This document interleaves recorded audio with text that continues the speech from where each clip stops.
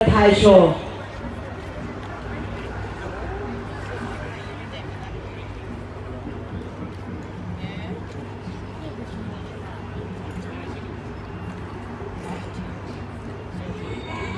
จัดโมเมนต์นี้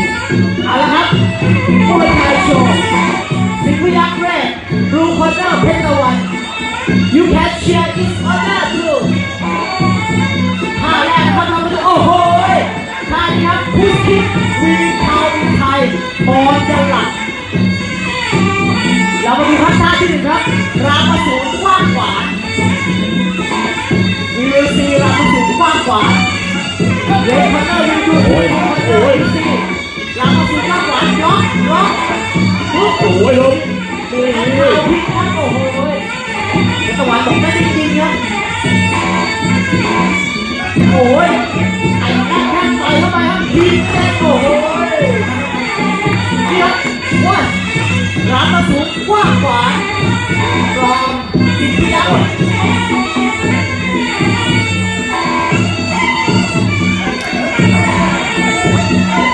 อัดไปโอ้ยต่อยโอ้โหนี่ครับนี่รามสูงกว้างขวางครับเอลเวอร์ที่เฟสไหวไหมไหวไหมไม่ไหวแล้วก็ท่าที่สองต่อเลยครับโอ้โหสิงห์พยัคฆ์ไอ้อันวิ่งนี่ติดกับพุชคิกคุณเพชรตะวันท่าที่สองครับ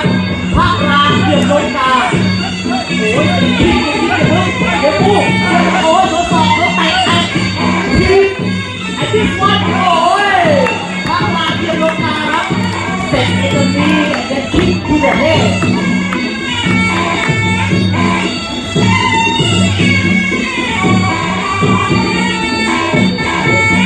อายุเกณฑ์เพชรตะวันโอ้โหนี่ครับบอลจะหลักเพชรตะวันเจ๊อัพแมนวิธีแบบ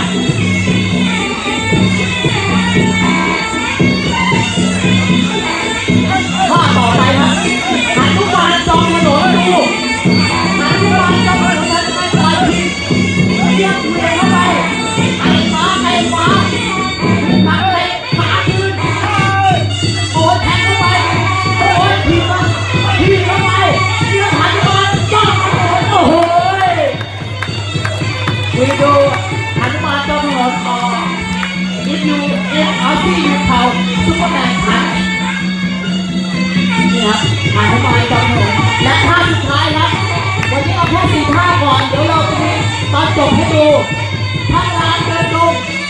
ลูกนี้ครับพลังจะโดนไต่เข้าไปพลิกแก้ด้วย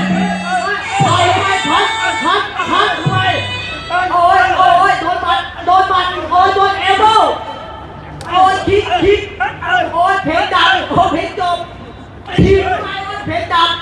แทงโอ้ยลูกนี้แทงเข่าขึ้นหน้าจับโอ้ยลูกนี้ครับแกลูกสีหมดยาลูกนี้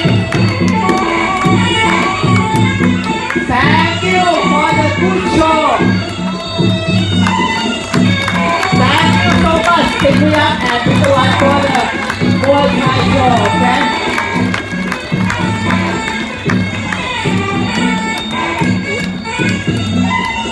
You can take picture with him if you want. Yeah.